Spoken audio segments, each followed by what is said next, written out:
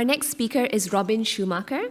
He's from Biotransformation Innovation Platform, Breaking the Wall of Microbial Sunscreens.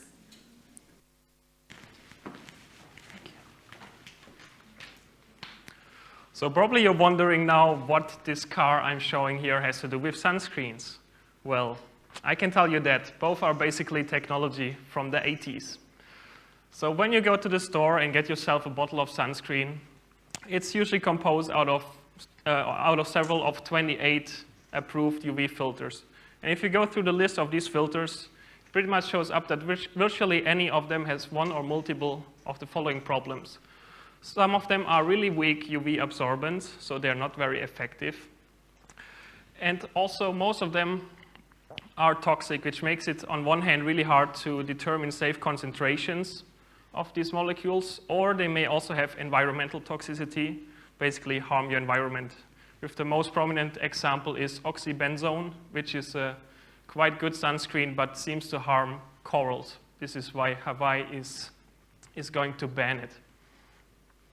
Also, some of these molecules have a low photostability, which means they will degrade under UV irradiance. And virtually all of these components are not renewable, so they're not produced from renewable feedstocks. Well, if we look into nature, microorganisms have to deal with UV irradiation since 2 billion years, basically since the first microorganisms are on Earth. So only in the 90s there was discovered that microorganisms also have their own sunscreens. So they don't have the luxury to go to the store and buy a sunscreen. They have to produce it themselves. And if you look closer into those molecules, we see that they pretty much don't have the problems associated with the sunscreens we have now. So basically, they are among the molecules with the strongest UV absorbance we know. They're very unlikely to be toxic to you or to the environment.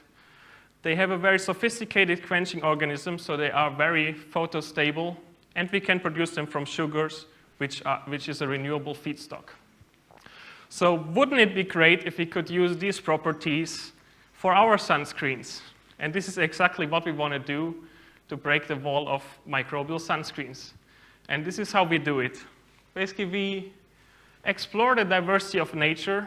So just to give you a number of the diversity, alone at A-Star, we have about 123,000 different organisms, and we try to find the best. Then we conduct extensive testing just to make sure that these compounds fulfill the criteria for a sunscreen, and then we basically scale them up by using the property that they double about every hour to produce them at large scale in cell factories. Thank you very much for your attention.